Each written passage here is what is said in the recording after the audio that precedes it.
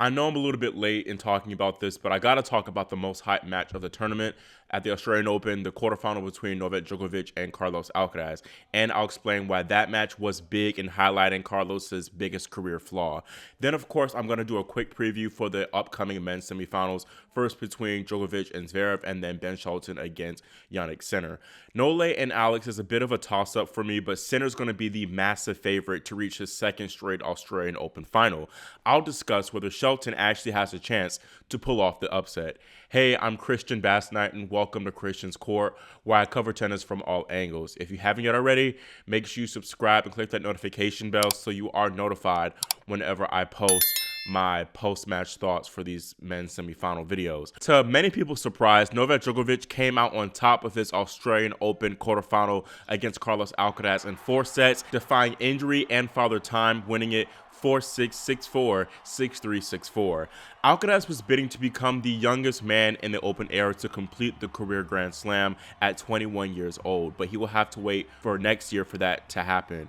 People, I feel, were a bit too critical of Alcaraz in this loss. I feel like a lot of Alcaraz fans were very, very confident that he should beat the 37-year-old old man and Novak Djokovic, but they're forgetting that one, Novak is the GOAT for a reason. When the odds are against him, he plays his best tennis.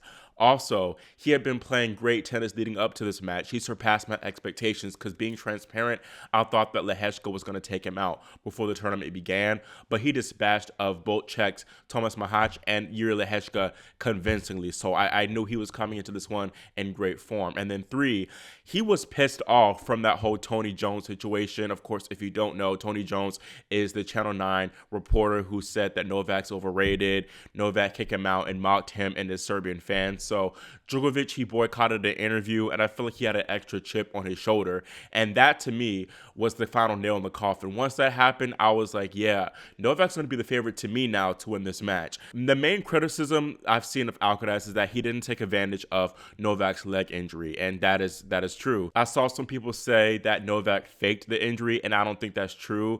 He was clearly impacted early in the match, and even when the painkillers kicked in, Nole still couldn't run full out for certain shots like a drop shot. Alcaraz admitted in his press conference that he took the foot off the gas pedal when he saw that Novak was now 100%, and he said he thought it was going to be an easier match for him. And instead of really seizing that opportunity to push Novak to the limit physically even more in the second set, Alcaraz went away from exploiting that Djokovic forehand side, which is the side where he struggled a little bit more with his movement.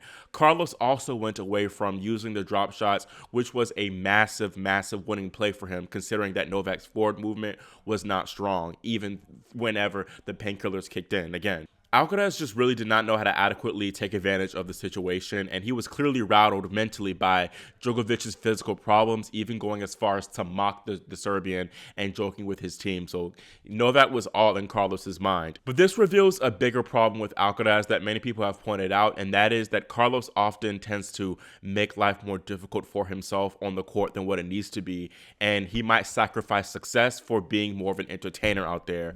There are times in his career, even during this tournament, in the third round against Nuno Borges, where Carlos's concentration level dipped a little bit, and he just doesn't really stick to the plan and make it a straight sets finisher. In that third round match, he lost the set to Nuno Borges, the third set. He ended up winning it in 4 sets, but you could still argue that he should have won it in straights, and it was just a concentration dip. Alcaraz even said himself that he felt that the Novak match, again, would have been easier for him, which is why he halted the brakes a little bit more in this one. And I don't think he tanked at all, but maybe he wanted to earn the win in a different, harder way rather than just sticking to the easier strategy and doing the clear, obvious thing, which is exploit your opponent's compromised movement. But also got to remind ourselves that Carlos is still young. He's only 21 years old, and I feel like a lot of people forget that due to how much he has already accomplished this early in his career, winning 4 major singles titles. Again, he's very accomplished, but there's still clearly a lot more learning left to do with him, which is hopeful for him because there's a lot more room to grow. And hopefully that he will take this match and this loss as a pivotal learning lesson for him. And hopefully it will prepare him for a similar situation in the future.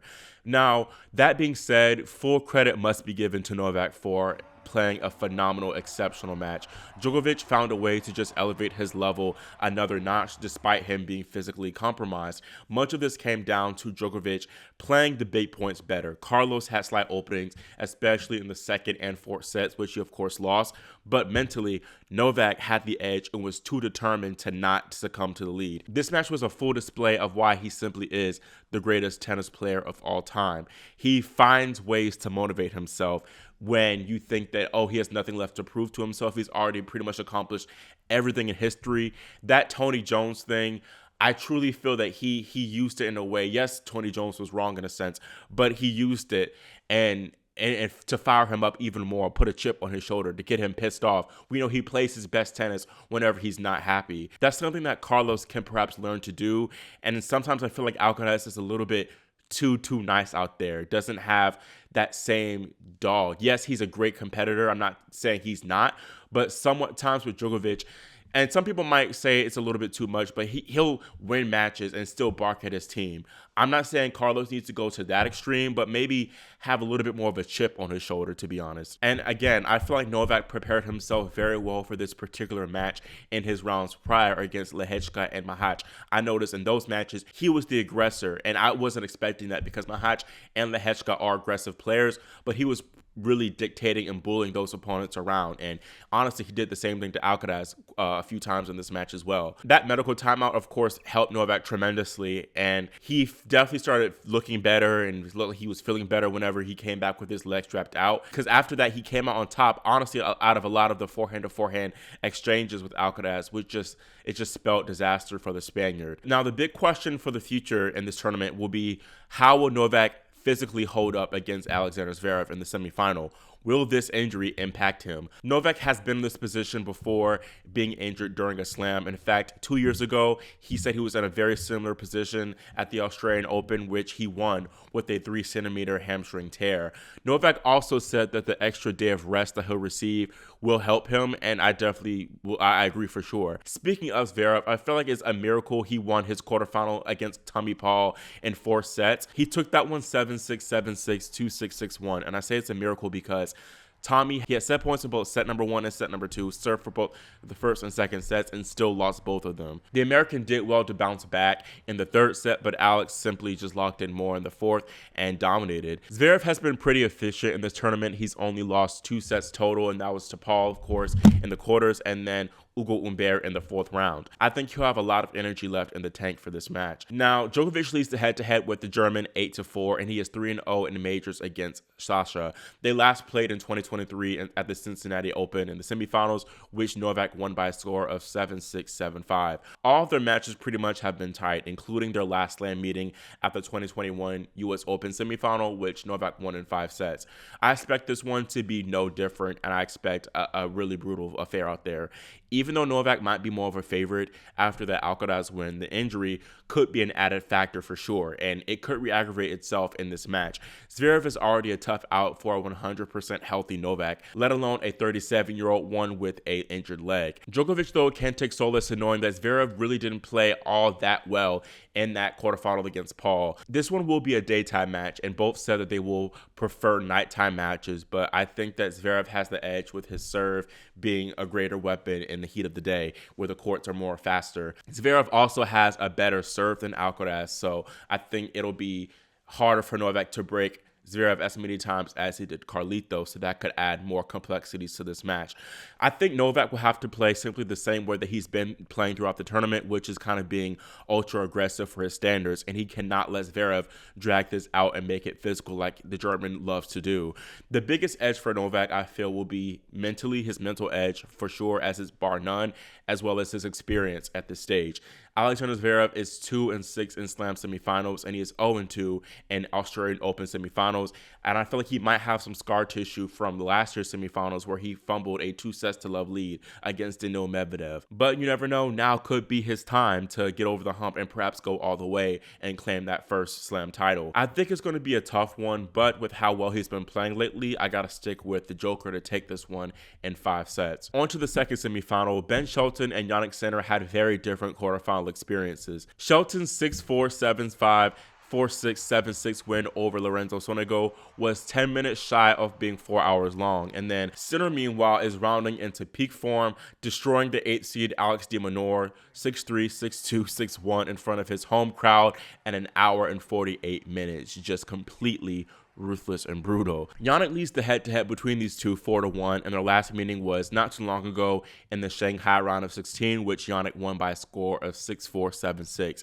Ben won their first ever meeting, actually, which was in Shanghai in 2023. That was a 3-set match. Their other matches after that have all finished in straight sets, but at least one set in each of these matches went to a tiebreak. So that shows that Ben does know how to push Jannik. I think it's clear that Jannik is playing the better tennis of the two, at least judging from their quarterfinal showings. Shelton looked a little bit shaky during the key moments against Sonego. He had looks to close out this match in 3 sets, and he almost let the 4th set get away from him. This is also just Ben's second slam semifinal too, so nerves could come into play if/when he gets a big moment. Jannik has also been the better returner out of the two for the tournament, as he has won 29% of his opponent's service games, while Ben won just 15% of his return games. Sinner has been broken just 3 times all tournament too, which is very good. I think Ben has a little bit of an edge in that Sinner has not played an opponent like him throughout this tournament. First of all, Ben will be the first lefty man that Jannik has played this event, and Ben's serve simply is like no others on the tour. Shelton's serve will be the big, massive asset for him here, and him being able to give Sinner different looks with varying spins and slices will be important for the 22-year-old. Shelton will also look to be the aggressor in this one, as mainly with that forehand.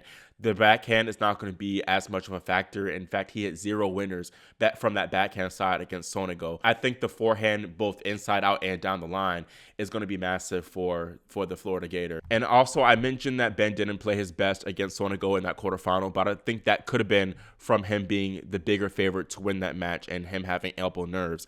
Here against Jannik, Ben will be the massive underdog, so I expect him to come out and play better and more freely in this one.